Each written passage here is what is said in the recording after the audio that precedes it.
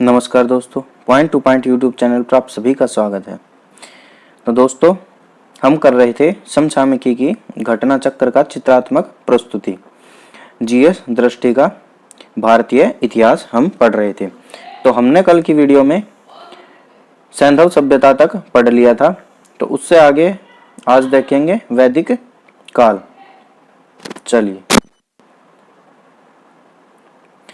चलिए शुरू करते हैं। वैदिक काल। वैदिक का अर्थ है वेद शब्द से निर्मित। वैदिक वेद शब्द से निर्मित और वेद का अर्थ है ज्ञान। वेद का अर्थ है ज्ञान। वैदिक सभ्यता, जिसे आर्य सभ्यता भी कहते हैं, वैदिक सभ्यता या आर्य सभ्यता भारत में सैंधव सभ्यता के पश्चात विकसित नवीनतम सभ्यता थी। भारत में सैंधव सभ्यता के पश्चात विकसित नवीन सभ्यता कौन सी थी? वैदिक सभ्यता या आर्य सभ्यता। वेद आर्यों के इतिहास के जानने का मुख्य स्रोत है। वेद आर्यों के इतिहास को जानने का मुख्य स्रोत कौन सा है? वेद है। वैदिक साहित्य रचना का श्रेय सामान्यतः आर्यों को जाता है। तो वैदिक साहित्यों की रचना का श्रेय किसे जाता है? आर्यों को जाता है। वैदिक काल को दो भागों में विभाजित किया गया है। वैदिक काल को दो भागों में विभाजित किया गया है। कौन कौन से में? ऋग्वैदिक काल और उत्तर वैदिक काल। ऋग्वैदिक काल, उत्तर वैदिक काल। वैदिक काल को कहां से कहां तक माना गया है? वैदिक काल को माना गया है 1500 से 600 ईसा पूर्व। 1500 से 600 ईसा पूर्व। ऋग्वैदिक काल को माना गया है 1500 से 1000 ईसा पूर्व। 1500 से 1000 ईसा पूर्व ऋग्वैदिक काल और उत्तर वैदिक काल 1000 ईस्वी से 1000 ईसा पूर्व से 600 ईसा पूर्व उत्तर वैदिक काल माना गया है। आर्य के मूल निवास स्थान के मुद्दे पर प्रमुख इतिहासकारों के मतभेद हैं। तो आर्य कहां से आए थे, उनका मूल निवास स्थान कौन सा था, इस मुद्दे पर प्रमुख इतिहासकारों के अलग अलग मत हैं। तो चलिए जानते हैं इसका क्या मत है।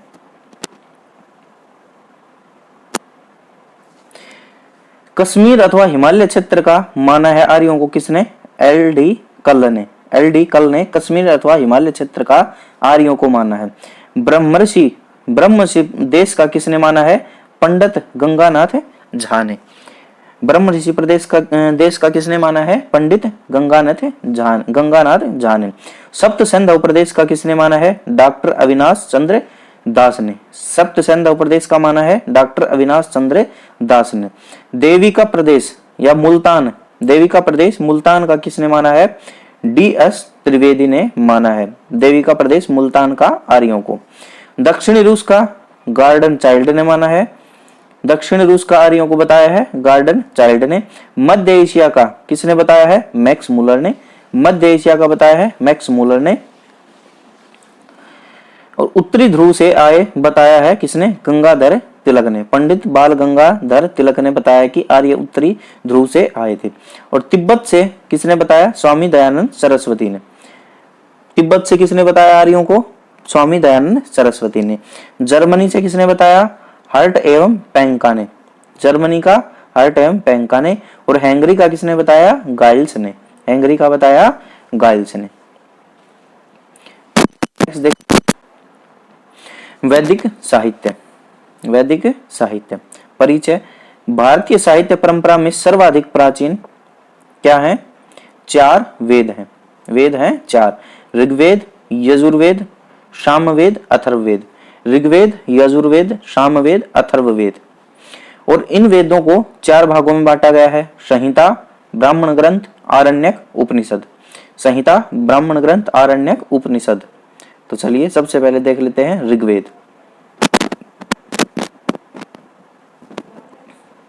ऋग्वेद परिचय ऋग्वेद का। वैदिक साहित्य में सबसे प्राचीनतम ग्रंथ किसे माना गया है? ऋग्वेद को सबसे प्राचीनतम ग्रंथ माना गया है। इसमें स्तोत्र एवं प्रार्थनाओं का संकलन है। स्तोत्र एवं प्रार्थनाओं का संकलन है किसमें? ऋग्वेद में। ऋग्वेद में कुल 10 मंडल, 1028 सूक्त और 10,552 ऋचाएं हैं। ऋग्वेद में 10 मंडल, 1028 सूक्त और 10,552 ऋचाएं हैं। और 1028 सूक्तों को कैसे विभाजित किया गया है? 1017 सूक्त साकल में है, 1017 सूक्त साकल में, और 11 सूक्त बालखिल्य में है। 11 सूक्त बालखिल्य में, 1017 सूक्त साकल में। चलिए ऋग्वेद में उल्लेख देख लेते हैं किस किस का मिलता है। तो गोत्र, शूद्र, वर्ण शब्द का सर्वप्रथम उल्लेख ऋग्वेद में मिलता है। किसका? गोत्र का, शूद्र का, वर्ण का, वर्ण शब्द का प्रथम उल्लेख, इनका प्रथम उल्लेख ऋग्वेद में मिलता है। गायत्री मंत्र के रचनाकार कौन है? विश्वामित्र। गायत्री मंत्र के रचनाकार कौन है? विश्वामित्र। गायत्री मंत्र किसमें मिलता है? तीसरे मंडल में मिलता है गायत्री मंत्र। और तीसरे मंडल को किसने लिखा है? विश्वामित्र ने। लोहे का कोई उल्लेख नहीं मिलता है ऋग्वेद में, लोहे का कोई उल्लेख नहीं मिलता है। और ऋग्वेद में जो नदी सूक्त है, नदी सूक्त में 21 नदियों का वर्णन किया गया है। नदी सूक्त में कितनी नदियों का वर्णन है? 21 नदियों का वर्णन किया गया है। नौवां मंडल, ऋग्वेद का नौवां मंडल के सभी 114 सूक्त सोम को समर्पित हैं। नौवें मंडल के सभी 114 सूक्त सोमदेव को समर्पित हैं।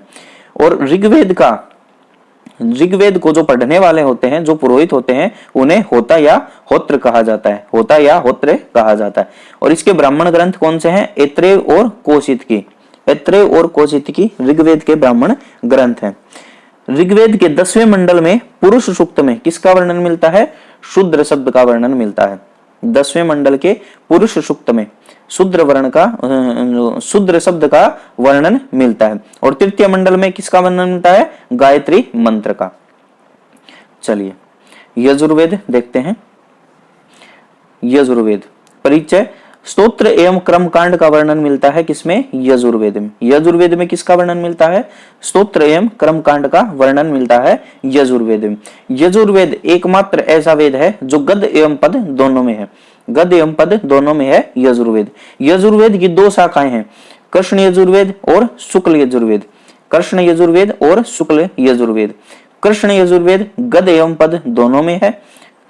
कृष्ण यजुर्वेद गद्य एवं पद दोनों में है। और शुक्ल यजुर्वेद केवल पद में है, केवल पद में है। गद्य मतलब जैसे कहानी की तरह, और पद मतलब जो गाने योग्य हो, जिसे गाकर बताया जाता है उसे पद कहते हैं, कविता के जैसा। अंतिम भाग, यजुर्वेद का अंतिम भाग है ईशोपनिषद, आध्यात्मिक चिंतन से संबंधित। ईशोपनिषद किससे संबंधित है? आध्यात्मिक चिंतन से संबंधित। यजुर्वेद के ब्राह्मण ग्रंथ कौन कौन से हैं? शतपथ और तैत्तिरीय। ब्राह्मण ग्रंथ कौन से हैं? शतपथ और तैत्तिरीय। और कर्म कांडों को संपन्न कराने वाले पुरोहित को क्या कहा जाता है? अधर्व्यू। जो यजुर्वेद के कर्म कांडों को संपन्न कराते हैं उन्हें क्या कहा जाता है? अधर्व्यू कहा जाता है।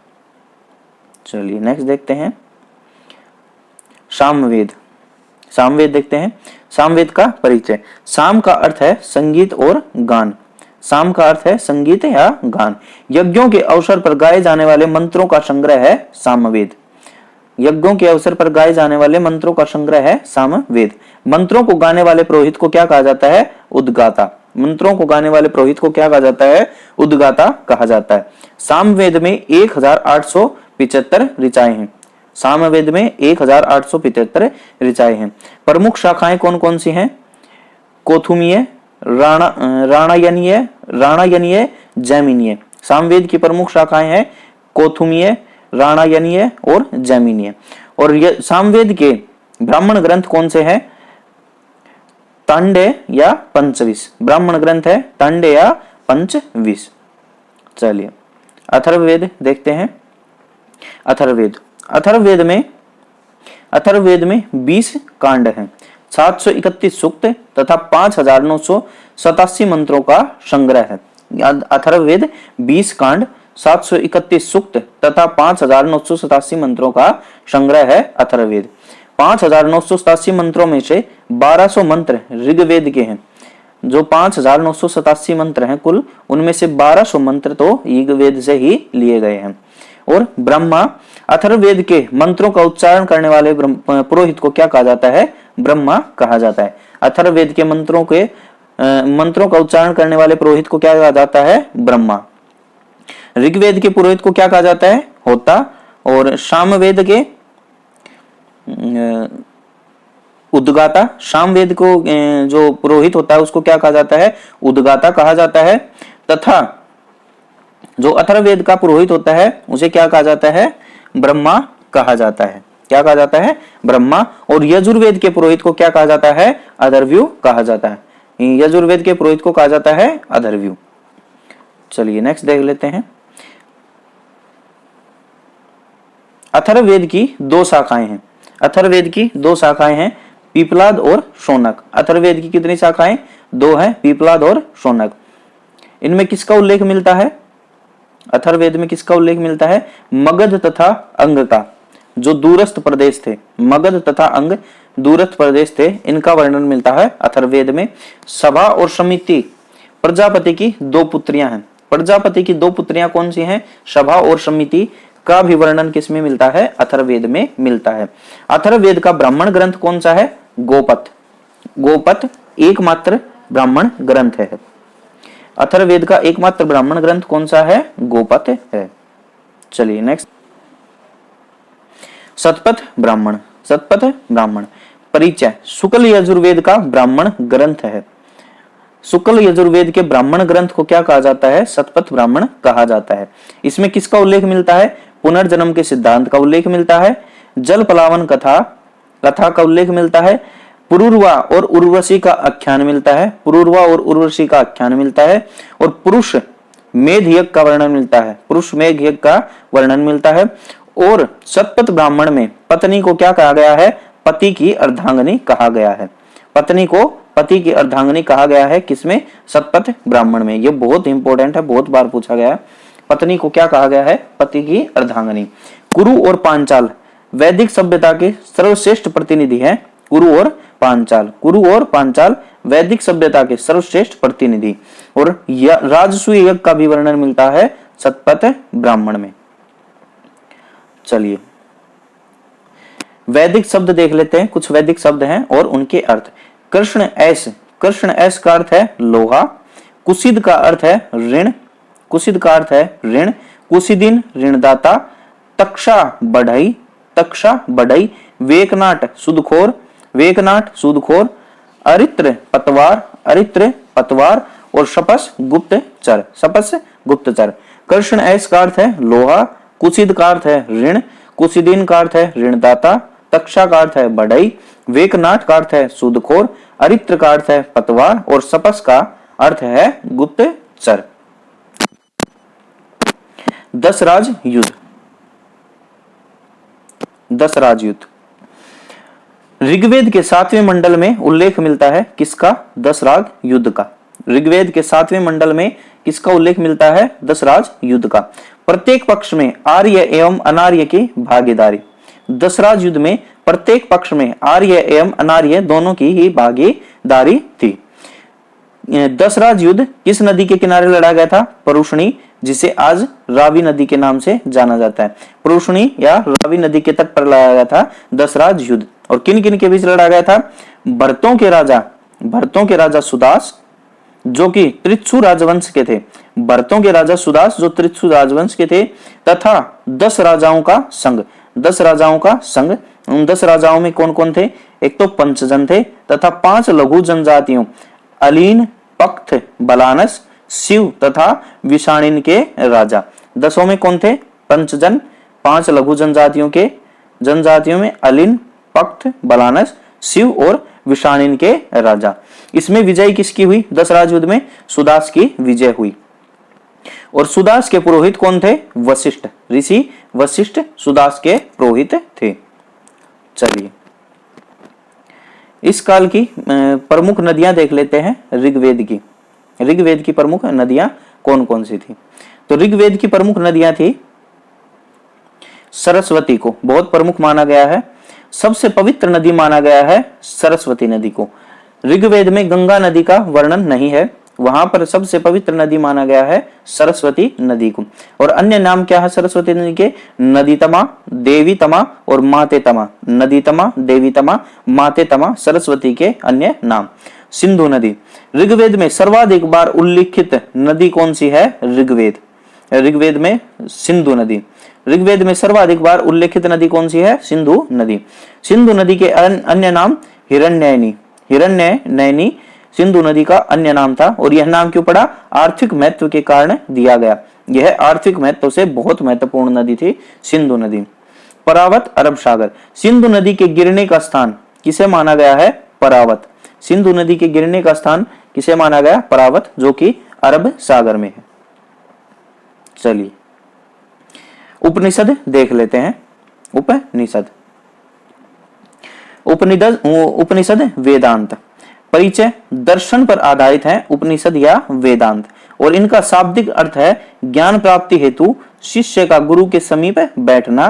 क्या कहलाता है? उपनिषद या वेदांत। उपनिषद और उनमें किस किस चीज का उल्लेख है, चलिए ये देख लेते हैं। श्वेताश्वर उपनिषद में मोक्ष का पहला उल्लेख मिलता है। श्वेताश्वर उपनिषद में मोक्ष का पहला उल्लेख मिलता है। बृहदारण्यक में याज्ञवल्क्य एवं गार्गी का संवाद मिलता है। बृहदारण्यक उपनिषद में याज्ञवल्क्य एवं गार्गी का संवाद मिलता है। छांदोग्य उपनिषद में ब्रह्मचर्य, गृहस्थ, वानप्रस्थ तीन ही आश्रमों का वर्णन मिलता है। किसमें? छांदोग्य उपनिषद में तीन ही आश्रमों का वर्णन मिलता है, ब्रह्मचर्य, गृहस्थ, वानप्रस्थ। जाबालोपनिषद। जाबालोपनिषद में सत्य काम एवं जाबाल की कथा है। जाबालोपनिषद में जाबालोपनिषद में चारों आश्रमों का वर्णन मिलता है, ब्रह्मचर्य, गृहस्थ, वानप्रस्थ और संन्यास। ब्रह्मचर्य, गृहस्थ, वानप्रस्थ और संन्यास चारों आश्रमों का वर्णन किसमें मिलता है? जाबालोपनिषद में। और तीन आश्रमों का वर्णन किसमें मिलता है? छांदोग्य उपनिषद में। छांदोग्य उपनिषद में कौन से आश्रम का वर्णन नहीं मिलता? संन्यास आश्रम का वर्णन नहीं मिलता। मुंडकोपनिषद से सत्यमेव जयते लिया गया है। मुंडकोपनिषद से सत्यमेव जयते लिया गया है और कठोपनिषद से यम नचिकेता प्रसंग मिलता है। कठोपनिषद से क्या मिलता है? यम नचिकेता प्रसंग मिलता है। चलिए नेक्स्ट देख लेते हैं। महत्वपूर्ण तथ्य देख लेते हैं। ग्रामणी कौन होता था? ग्रामणी ग्राम का मुखिया होता था। ग्रामणी ग्राम का मुखिया। विस्पति विश्व का मुखिया। विस्पति विश्व का प्रमुख। उपाध्याय जीविको उपार्जन हेतु वेद पढ़ाने वाला अध्यापक क्या कहलाते थे? उपाध्याय कहलाते थे। सभा कुलीन या वृद्धों की संस्था क्या कहलाती थी? सभा क्या कहलाती थी? कुलीन एवं वृद्धों की संस्था। समिति सर्वसाधारण की संस्था को समिति कहा जाता था। सर्वसाधारण की संस्था को क्या कहा जाता था? समिति कहा जाता था। और ग्रामीण आर्यों की मूल संस्कृति। ग्रामीण आर्यों की मूल संस्कृति क्या थी? ग्रामीण। आर्य क्या थे? ग्रामीण थे। असम चक्र रहट की चरखी। असम चक्र रहट की चरखी व्यापार अदल बदल प्रणाली पर आधारित था। वस्तु विनिमय प्रणाली पर आधारित था व्यापार। एकराट सर्वोच्च शासक अथर्ववेद के अनुसार। एकराट सर्वोच्च शासक अथर्ववेद के अनुसार। परीक्षित मृत्युलोक के देवता। मृत्युलोक के देवता को क्या कहा गया? परीक्षित। त्रिवर्ग कौन से थे? धर्म, अर्थ, काम। धर्म, अर्थ और काम। धर्म, अर्थ और काम। पुरुषार्थ में क्या आता है? धर्म, अर्थ, काम और मोक्ष। धर्म, अर्थ, काम और मोक्ष। पुरुषार्थ में क्या क्या आता है? धर्म, अर्थ, काम, मोक्ष। और त्रिवर्ग में धर्म, अर्थ और काम। चलिए नेक्स्ट। तो अब देखते हैं प्रमुख ऋग्वैदिक देवता। तो चलिए देख लेते हैं ऋग्वैदिक देवता। सबसे पहले देखते हैं पृथ्वी के देवता। तो पृथ्वी के देवता कौन कौन से थे? सोम, अग्नि, पृथ्वी और बृहस्पति। कौन कौन से? सोम, पृथ्वी, बृहस्पति, अग्नि। सोम, पृथ्वी, बृहस्पति, अग्नि। सोम के बारे में तीसरे सर्वाधिक महत्वपूर्ण देवता कौन से थे? सोम। तीसरे सर्वाधिक महत्वपूर्ण देवता सोम। ऋग्वेद के 9वें मंडल के सभी मंत्र इनको समर्पित हैं। ऋग्वेद के 9वें मंडल के सभी सूक्त सोम देवता को समर्पित हैं। कितने? 114 सूक्त। कितने सूक्त हैं 9वें मंडल में? 114 सूक्त और सभी के सभी सोम देवता को समर्पित हैं। फिर देखते हैं अग्नि देवता। अग्नि देवता दूसरे सर्वाधिक महत्वपूर्ण देवता। दूसरे सर्वाधिक महत्वपूर्ण देवता है अग्नि। ऋग्वेद के 200 सूक्त समर्पित है। अग्निदेव को ऋग्वेद के 200 सूक्त समर्पित हैं। चलिए नेक्स्ट देखते हैं आकाश के देवता। आकाश के देवता कौन कौन से हैं? विष्णु, मित्र, वरुण, पूषण, अश्विन, सूर्य। आकाश के देवता विष्णु, मित्र, वरुण, पूषण, अश्विन और सूर्य। वरुण के बारे में देखते हैं। समुद्र के देवता एवं ऋत के नियामक। समुद्र के देवता किन्हें माना है? वरुण देवता को। और ऋत के नियामक, नैतिक व्यवस्था के प्रधान और ऋतस्य गोपा। ऋतस्य गोपा बहुत इंपॉर्टेंट है ये नाम। ऋतस्य गोपा किसे माना है? वरुण को। ऋतस्य गोपा किसे माना है? ऋतस्य गोपा वरुण देव को। पूषण देख लेते हैं। वनस्पतियों एवं औषधियों के देवता। वनस्पतियों एवं औषधियों के देवता किन्हें माना है? पूषण को। वनस्पतियों एवं औषधियों के देवता माना है पूषण को। इनके रथ को बकरे खींचते थे। तो पूषण देव हैं, इनके रथ को कौन खींचते हैं? बकरे खींचते थे। चलिए नेक्स्ट देखते हैं अंतरिक्ष के देवता। तो अंतरिक्ष के देवता कौन कौन से हैं? वात, पर्जन्य, इंद्र, रुद्र, आपह और वायु। वात, पर्जन्य, इंद्र, रुद्र, आपह, वायु, ये सभी अंतरिक्ष के देवता हैं। इंद्र के बारे में देख लेते हैं। सर्वाधिक महत्वपूर्ण देवता कौन है? इंद्र। सर्वाधिक महत्वपूर्ण देवता इंद्र हैं, जिन्हें पुरंदर भी कहा गया है। पुरंदर का अर्थ है किलों को तोड़ने वाला। पुरंदर का अर्थ है किलों को तोड़ने वाला। किन्हें कहा गया है? इंद्रदेव को। और विश्व के स्वामी भी कहा गया है इंद्रदेव को। इंद्रदेव के लिए ऋग्वेद में 250 सूक्त समर्पित हैं। ऋग्वेद के 250 सूक्त समर्पित हैं। किसके लिए? इंद्रदेव के लिए।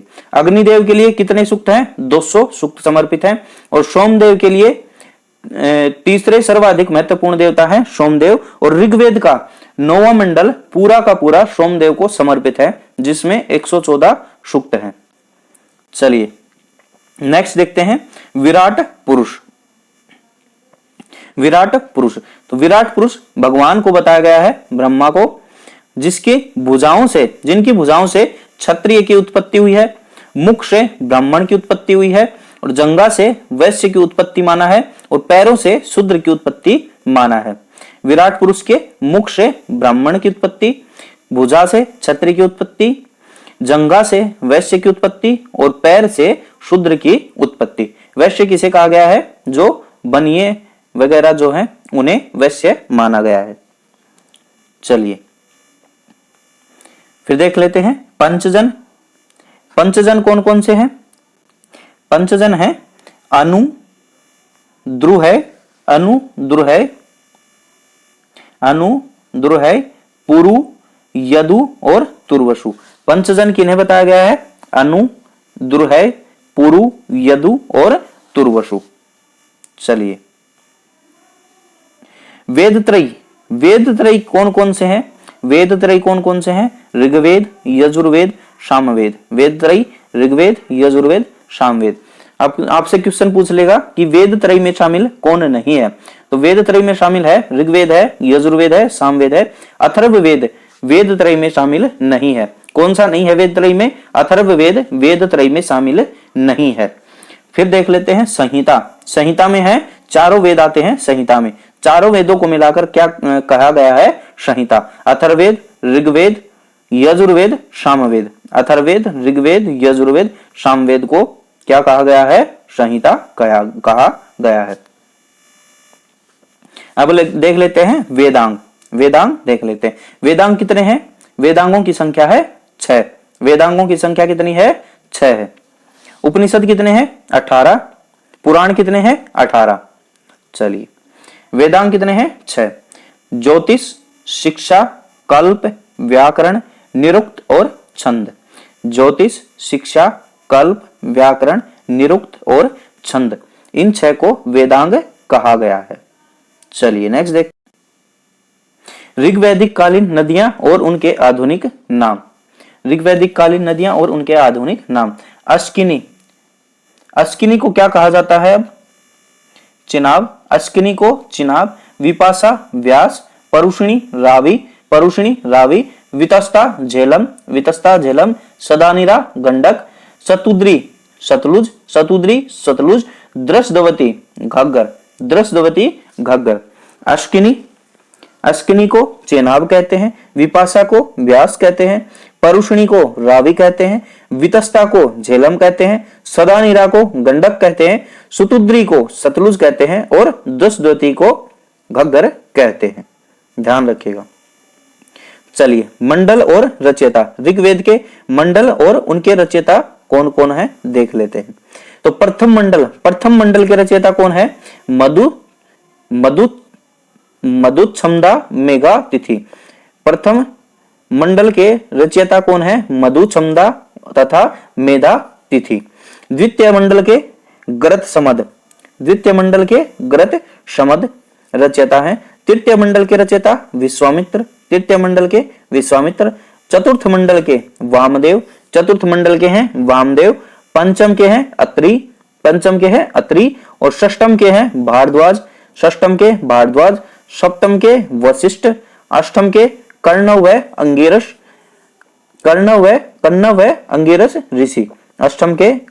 अंगिरस ऋषि। सप्तम के वशिष्ठ ऋषि, षष्टम के भारद्वाज ऋषि और पंचम के अत्रि ऋषि।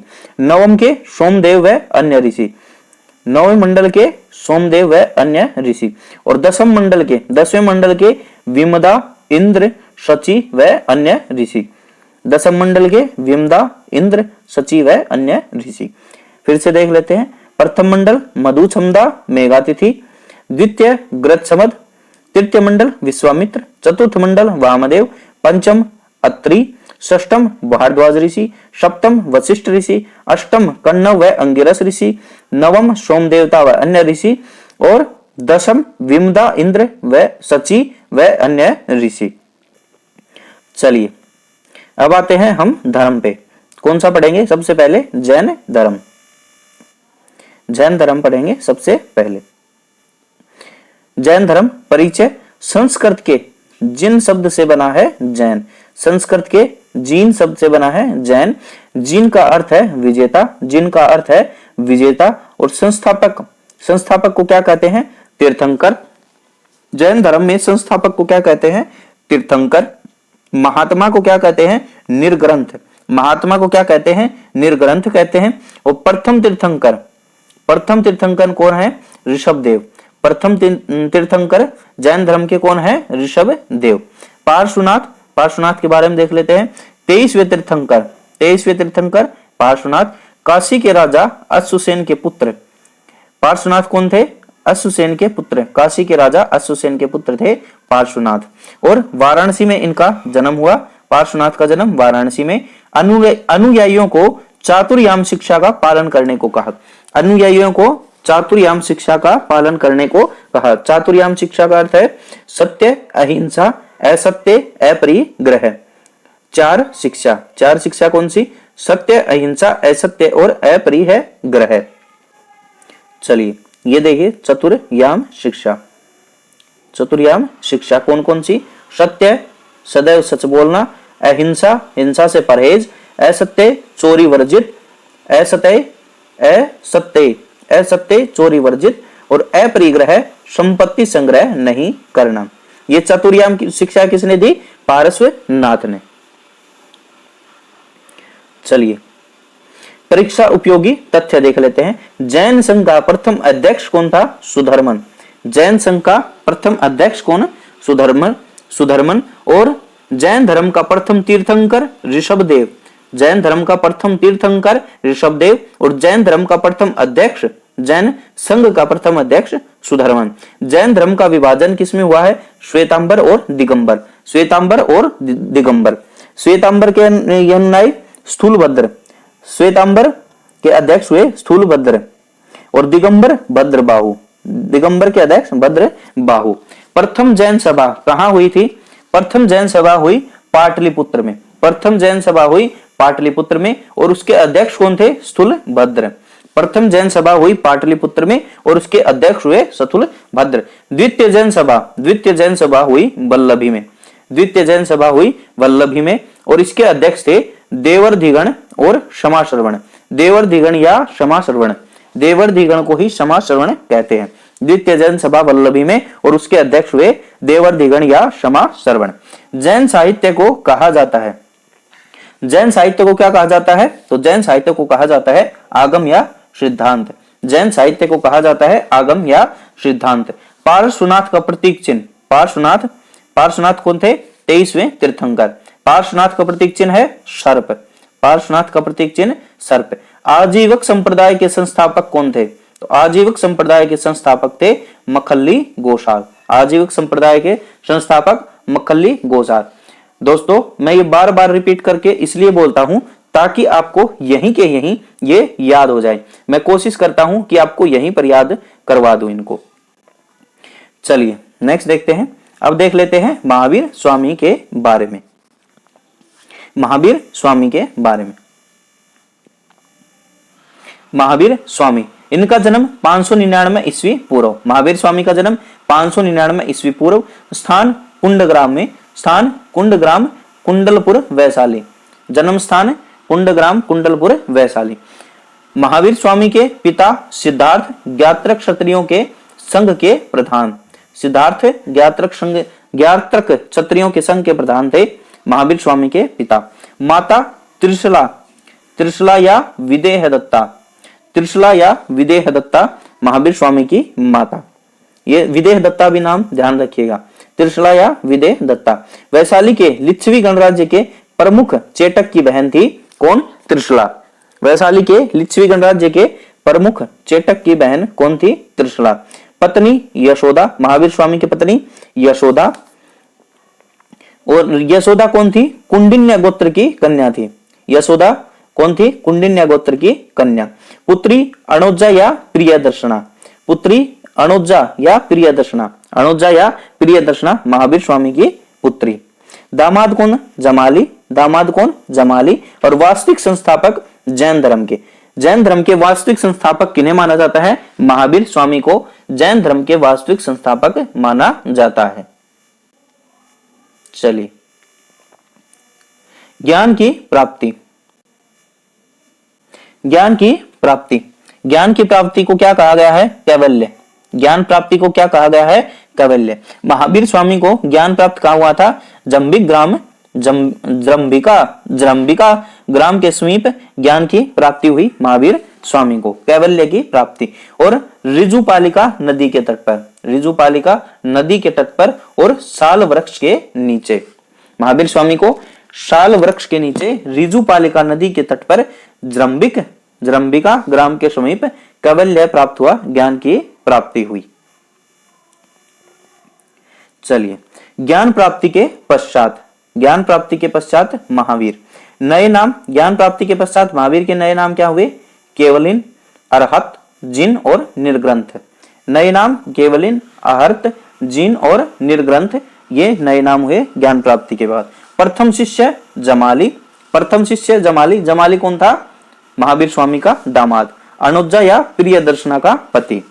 चातुर्याम शिक्षा में 5वां व्रत ब्रह्मचर्य जोड़ा। तो चातुर्याम शिक्षा में 5वां व्रत कौन सा था? ब्रह्मचर्य को जोड़ा किसने? महावीर स्वामी ने। और चातुर्याम शिक्षा किसने जोड़ी थी? चातुर्याम शिक्षा किसने जोड़ी थी? 23वें तीर्थंकर जो थे पारसनाथ। अनेकांतवाद और स्यादवाद का प्रतिपादन किया। अनेकांतवाद और स्यादवाद का प्रतिपादन, अनेकांतवाद या स्यादवाद का प्रतिपादन किसने किया? महावीर स्वामी ने। बहुत ही इंपॉर्टेंट क्वेश्चन है। अनेकांतवाद या स्यादवाद का प्रतिपादन किसने किया? महावीर स्वामी ने। पुनर्जन्म एवं क्रमवाद में विश्वास। जैन धर्म में पुनर्जन्म एवं क्रमवाद में विश्वास रखते हैं। चलिए महावीर स्वामी की मृत्यु 527 ईस्वी में राजगीर के निकट पावापुरी में। मृत्यु महावीर स्वामी की 527 ईस्वी पूर्व राजगीर के निकट पावापुरी में। अब देख लेते हैं बौद्ध धर्म। बौद्ध धर्म में सबसे पहले यहीं से शुरू करते हैं। सिद्धार्थ का अन्य नाम क्या था? महात्मा बुद्ध। महात्मा बुद्ध या गौतम। सिद्धार्थ की माता महामाया या कोलिये। महामाया कोलिये वंश की। सिद्धार्थ की माता कौन थी? महामाया कोलिये वंश की। और पिता शुद्धोधन शाक्य कुल के। पिता शुद्धोधन शाक्य कुल के। सिद्धार्थ का जन्म 563 ईसा पूर्व में कहा हुआ? लुम्बिनी में। 563 ईसा पूर्व में कहां पर हुआ? लुम्बिनी में। लुम्बिनी कहां पर है? नेपाल में। और सिद्धार्थ का लालन पालन किसने किया? गौतमी प्रजापति ने। सिद्धार्थ की माता इनके जन्म के बाद ही खत्म हो गई थी, मृत्यु हो गई थी सिद्धार्थ की माता की, तो इनका लालन पालन किसने किया? गौतमी प्रजापति ने। सिद्धार्थ का लालन पालन किया गौतमी प्रजापति ने। कौन थी गौतमी प्रजापति? सिद्धार्थ की मौसी। विवाह सिद्धार्थ का विवाह 16 वर्ष की आयु में। सिद्धार्थ का विवाह 16 वर्ष की आयु में। पत्नी, सिद्धार्थ की पत्नी क्या नाम था? यशोधरा, शाक्य कुल की। सिद्धार्थ की पत्नी यशोधरा, शाक्य कुल की। सिद्धार्थ का पुत्र का नाम राहुल। सिद्धार्थ का पुत्र राहुल। सिद्धार्थ ने गृह त्याग किया 29 वर्ष की आयु में। गृह त्याग किया 29 वर्ष की आयु में। ज्ञान प्राप्ति 35 वर्ष की आयु में ज्ञान प्राप्ति हुई सिद्धार्थ को। ज्ञान प्राप्ति हुई 35 वर्ष की आयु में। चलिए एक बार जल्दी से रिपीट कर लेते हैं। सिद्धार्थ का अन्य नाम महात्मा बुद्ध गौतम। माता महामाया कोलीय वंश की। पिता शुद्धोधन शाक्य कुल के। जन्म 563 ईसा पूर्व लुम्बिनी नेपाल में। लालन पालन गौतमी प्रजापति ने, मौसी ने। विवाह 16 वर्ष की आयु में। सिद्धार्थ का विवाह 16 वर्ष की आयु में। पत्नी यशोधरा, शाक्य कुल। सिद्धार्थ का पुत्र राहुल। सिद्धार्थ ने गृह त्याग किया 29 वर्ष की आयु में और सिद्धार्थ को ज्ञान प्राप्ति हुई 35 वर्ष की आयु में। चलिए नेक्स्ट देखते हैं। अब देख लेते हैं धर्म चक्र प्रवर्तन। 5 ब्राह्मणों को सारनाथ या ऋषिपतन मर्गदाव में दिया गया प्रथम उपदेश महात्मा बुद्ध द्वारा क्या कहलाया? धर्म चक्र प्रवर्तन। तो धर्म चक्र प्रवर्तन का क्या अर्थ है? महात्मा बुद्ध द्वारा दिया गया प्रथम उपदेश। महात्मा बुद्ध द्वारा दिया गया प्रथम उपदेश धर्म चक्र प्रवर्तन। और किनको दिया था महात्मा बुद्ध ने प्रथम उपदेश? 5 ब्राह्मणों को। कहां पर? सारनाथ में या ऋषिपतन या मर्गदाव में। चलिए ये कुछ व्यक्ति हैं बौद्ध धर्म से संबंधित और उनके द्वारा किए गए दान। तो बिंबिसार ने क्या दान किया था? वेलुवर विहार। बिंबिसार ने वेलुवन विहार। प्रसेनजित ने पुब्बाराम विहार। प्रसेनजित ने पुब्बाराम विहार। लिच्छवी ने कुटाग्रशाला विहार। लिच्छवी ने कुटाग्रशाला विहार। और अनाथ पिंडक ने जेतवन विहार। अनाथ पिंडक ने जेतवन विहार। चलिए नेक्स्ट देखते हैं परीक्षा उपयोगी तथ्य। परीक्षा उपयोगी तथ्य। 4 आर्य सत्य हैं बुद्ध धर्म में। 4 आर्य सत्य हैं। कौन कौन से? दुख, दुख समुदय, दुख निरोध, गामिनी प्रतिपदा। दुख समुदय, दुख निरोध में गामिनी प्रतिपदा। और सर्वाधिक प्रचार बौद्ध धर्म का कहां पर किया था? कौशल श्रावस्ती में 21 वास। सर्वाधिक प्रचार महात्मा बुद्ध ने कहां पर किया था? कौशल श्रावस्ती में 21 वास। महात्मा बुद्ध परिनिर्वाण कुशीनगर में 80 वर्ष की आयु में शरीर त्याग दिया। कब? 483 ईस्वा पूर्व में। तो महात्मा बुद्ध के शरीर त्यागने की जो प्रक्रिया थी उसे क्या कहा गया है? महापरिनिर्वाण। बौद्ध धर्म में मृत्यु को क्या कहा जाता है? महापरिनिर्वाण। कुशीनगर में 80 वर्ष की आयु में महात्मा बुद्ध की मृत्यु हुई 483 ईसा पूर्व में। अंतिम समय महात्मा बुद्ध का अंतिम समय कहां बिताया? अंतिम वर्षा ऋतु वैशाली में बिताई। और पावा में चूंद ने शुकर मद्दव खिलाया। पावा में चूंद नामक व्यक्ति ने शुकर मद्दव खिलाया, जिसके बाद महात्मा बुद्ध की मृत्यु हुई। कुशीनगर में सुबुद्ध को अंतिम उपदेश दिया। कुशीनगर में सुबुद्ध को अंतिम उपदेश दिया। चलिए देख लेते हैं अष्टांगिक मार्ग। तो अष्टांगिक मार्ग को भी 3 भागों में बांटा गया है। प्रज्ञा, शील, समाधि। अष्टांगिक मार्ग को प्रज्ञा, शील और समाधि में बांटा गया। प्रज्ञा में कौन कौन से मार्ग हैं? सम्यक दृष्टि, सम्यक संकल्प, सम्यक वाक। सम्यक दृष्टि थोड़ा बता कर लेते। सम्यक दृष्टि, सम्यक संकल्प और सम्यक वाक प्रज्ञा में आते हैं। और शील में कौन से मार्ग आते हैं? सम्यक क्रमांत, सम्यक आजीव और सम्यक व्यायाम। सम्यक क्रमांत, सम्यक आजीव, सम्यक व्यायाम आते हैं शील में। समाधि में सम्यक समर्ति और सम्यक समाधि। सम्यक समर्ति और सम्यक समाधि। तो अष्टांगिक मार्ग कौन कौन से हुए? सम्यक दृष्टि, सम्यक वाक, सम्यक संकल्प, सम्यक क्रमांत, सम्यक व्यायाम, सम्यक आजीव, सम्यक समर्ति, सम्यक समाधि। चलिए ये कुछ महत्वपूर्ण तथ्य देख लेते हैं। बुद्ध के वैरागी होने के लिए उत्तरदायी 4 दृश्यों का क्रम। बुद्ध के वैरागी होने के लिए उत्तरदायी 4 दृश्यों का क्रम कौन कौन सा है? सबसे पहले वृद्ध व्यक्ति, फिर बीमार व्यक्ति, फिर मृतक और फिर प्रसन्नचित्त सन्यासी। ये क्रम ध्यान रखिएगा, बहुत ही इंपॉर्टेंट है। सबसे पहले वृद्ध व्यक्ति दिखा, उसके बाद बीमार व्यक्ति दिखा, उसके बाद मृतक दिखा और उसके बाद प्रसन्नचित्त सन्यासी। ग्रह त्याग के बाद सर्वप्रथम मुलाकात किससे हुई? सांख्य दर्शन के आचार्य आलार कलाम से। तो ग्रह त्याग के बाद सर्वप्रथम मुलाकात सांख्य दर्शन के आचार्य आलार कलाम से। तो गौतम बुद्ध के प्रथम आचार्य कौन हुए? प्रथम गुरु कौन हुए? आलार कलाम। कहां पर हुई थी ये मुलाकात? वैशाली के समीप। राजगृह के निकट किससे मुलाकात हुई थी? राजगृह के निकट हुई थी रुद्रक रामपुत्र से मुलाकात। राजगृह के निकट हुई रुद्रक रामपुत्र से मुलाकात।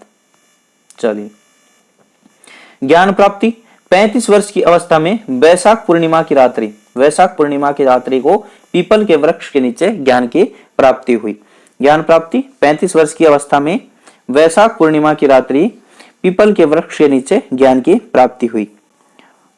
चलिए और किस नदी के किनारे हुई थी? वो नदी आप कमेंट बॉक्स में बताएंगे, आप कमेंट में लिख के बताएंगे कौन सी नदी थी। चलिए नेक्स्ट देखते हैं, परीक्षा दृष्टि से महत्वपूर्ण।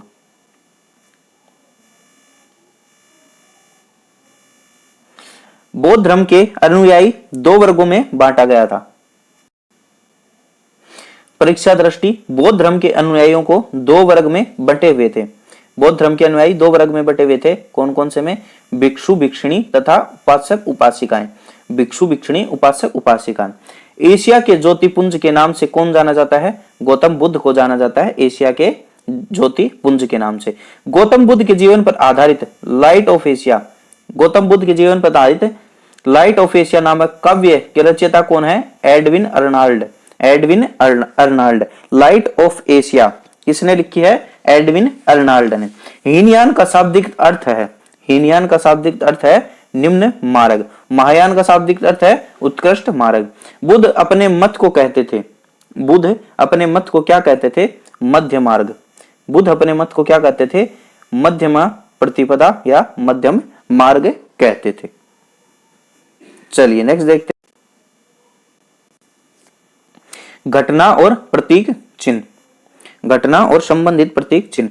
गौतम बुद्ध के जन्म से संबंधित कौन से प्रतीक चिन्ह थे? कमल एवं सांड। जन्म से संबंधित कमल एवं सांड। गृह त्याग से संबंधित चिन्ह घोड़ा, गृह त्याग से संबंधित घोड़ा। ज्ञान से संबंधित पीपल या बोधि वृक्ष, ज्ञान से संबंधित पीपल बोधि वृक्ष। निर्वाण से संबंधित पद चिन्ह, निर्वाण से संबंधित पद चिन्ह। और मृत्यु से संबंधित प्रतीक चिन्ह कौन सा है? स्तूप। मृत्यु से संबंधित प्रतीक चिन्ह है स्तूप। जन्म से कमल एवं सांड, गृह त्याग से घोड़ा, ज्ञान से पीपल बोधि वृक्ष, निर्वाण पद चिन्ह, मृत्यु स्तूप। फिर देख लेते हैं त्रिरत्न। तो बौद्ध धर्म के त्रिरत्न कौन से हैं? बुद्ध, धम्म और संघ। त्रिरत्न कौन से हैं बुद्ध धर्म के? बुद्ध, धम्म और संघ। त्रिपिटक, त्रिपिटक बौद्ध धर्म के ग्रंथों को क्या कहा गया है? त्रिपिटक कहा गया। त्रिपिटकों की रचना किसमें हुई है? पाली भाषा में। सबसे पहला विनय पिटक, सूत पिटक और अभिधम पिटक। तीन पिटक हैं त्रिपिटक बौद्ध धर्म के, विनय पिटक, सूत पिटक, अभिधम पिटक। विनय पिटक किससे संबंधित है? संघ संबंधी नियम से। विनय पिटक संबंधित है संघ संबंधी नियम से। सूत पिटक संबंधित है बुद्ध के उपदेशों का संग्रह। बुद्ध के उपदेशों का संग्रह है सूत पिटक। और अभिधम पिटक संबंधित है दार्शनिक सिद्धांत से। अभिधम पिटक संबंधित है दार्शनिक सिद्धांत से। चलिए नेक्स्ट देखते हैं, शिक्षा केंद्र। बौद्ध धर्म के शिक्षा के केंद्र कौन कौन से थे? तो कौन कौन से थे? नालंदा, वल्लभी, विक्रमशिला। नालंदा, वल्लभी, विक्रमशिला बौद्ध धर्म के शिक्षा के केंद्र थे। नालंदा किसने बनवाया था? कुमारगुप्त को। विक्रमशिला को बनवाया था धर्मपाल ने। नालंदा को कुमारगुप्त ने, विक्रमशिला को धर्मपाल ने। चलिए शब्द और अर्थ, तो इनके शब्दों के अर्थ जान लेते हैं।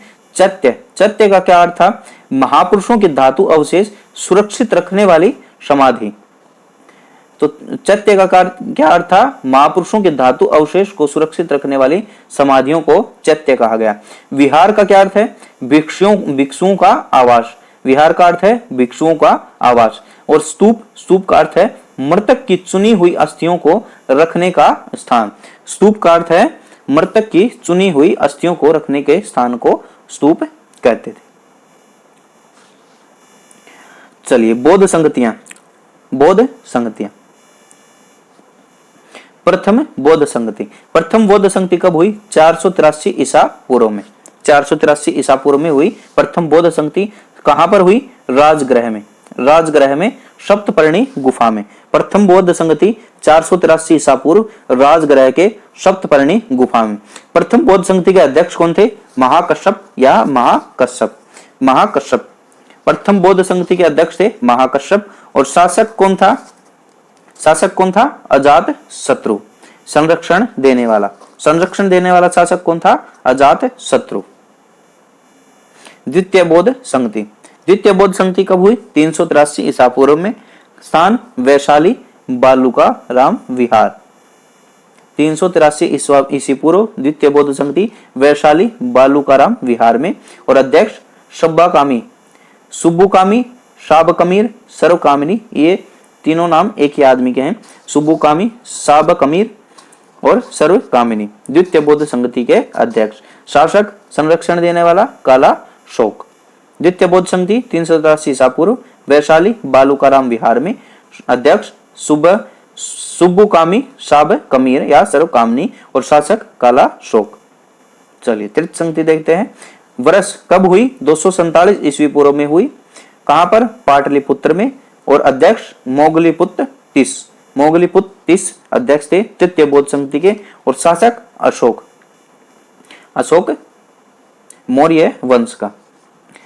तृतीय बौद्ध संगति 247 ईस्वी पूर्व पाटलिपुत्र में हुई। और मोगलीपुत्र तीस इसके अध्यक्ष थे और शासक थे अशोक। चलिए, चतुर्थ बौद्ध संगति कब हुई? ईसा की प्रथम शताब्दी। ईसा की प्रथम शताब्दी में हुई प्रथम बौद्ध चतुर्थ बौद्ध संगति। स्थान कहां पर हुई? कुंडलवन कश्मीर में। कुंडलवन कश्मीर में।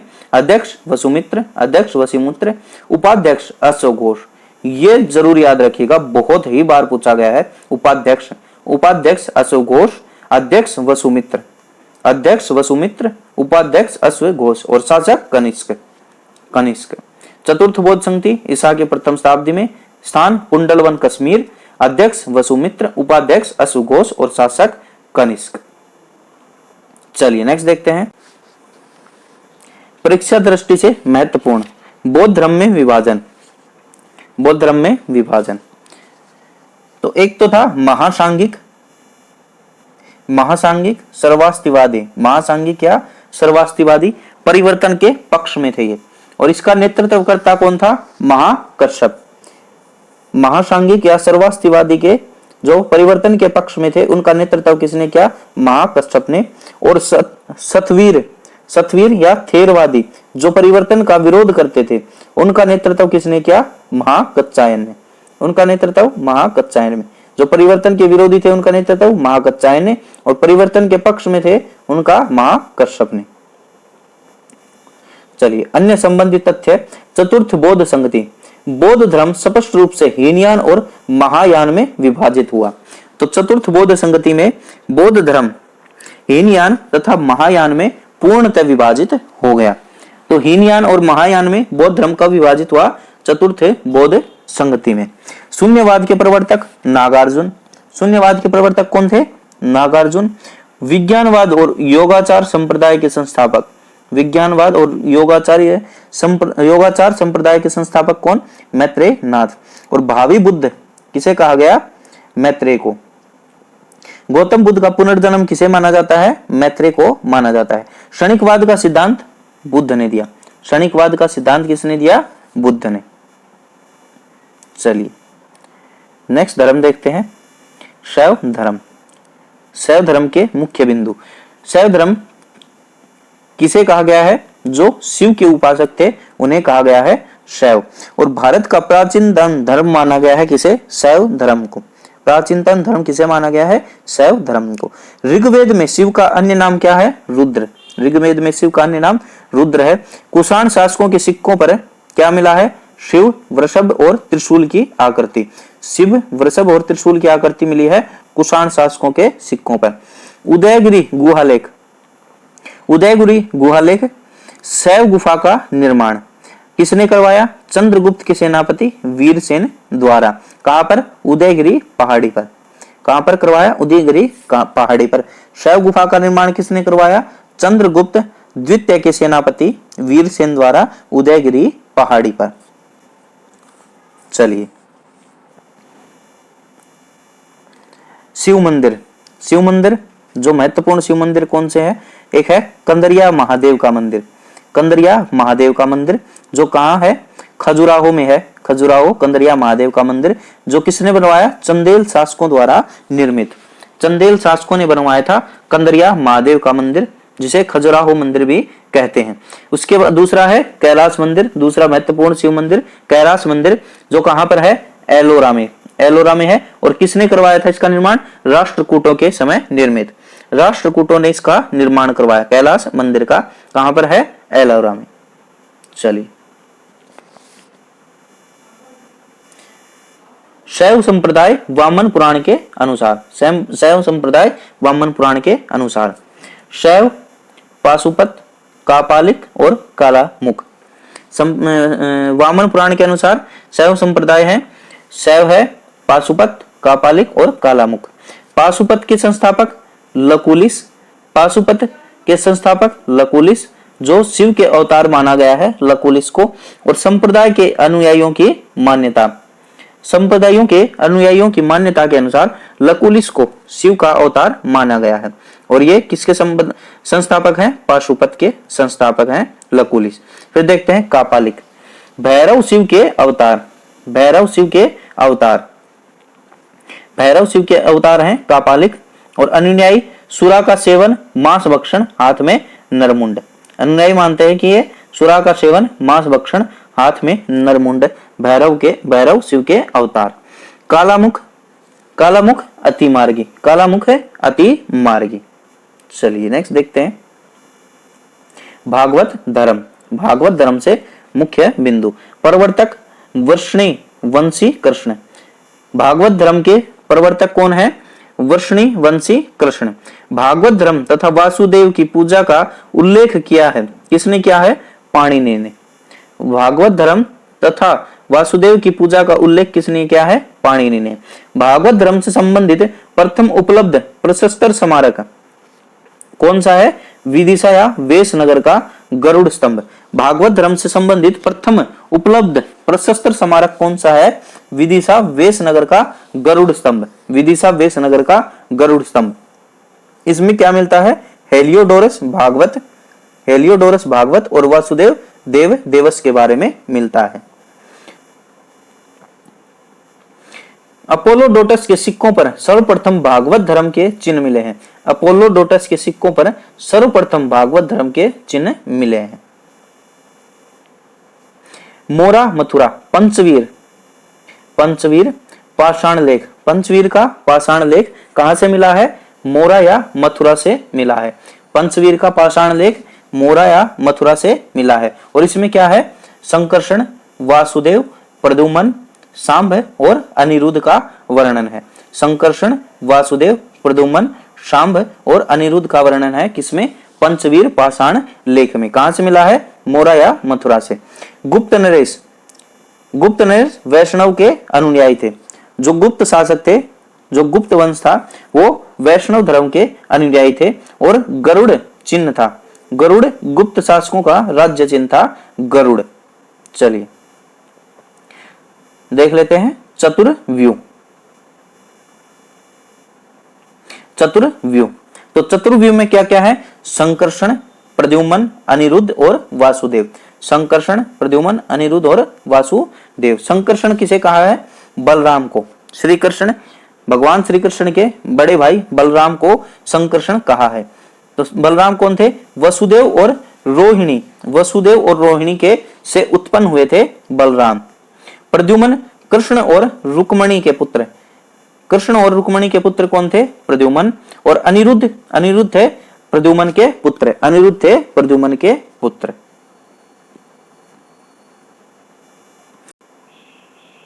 अलवार संत, चलिए देखते हैं अलवार संत कौन थे। दक्षिण भारत में वैष्णव धर्म का प्रचार प्रसार करने वालों को क्या कहा गया है? अलवार संत कहा गया है।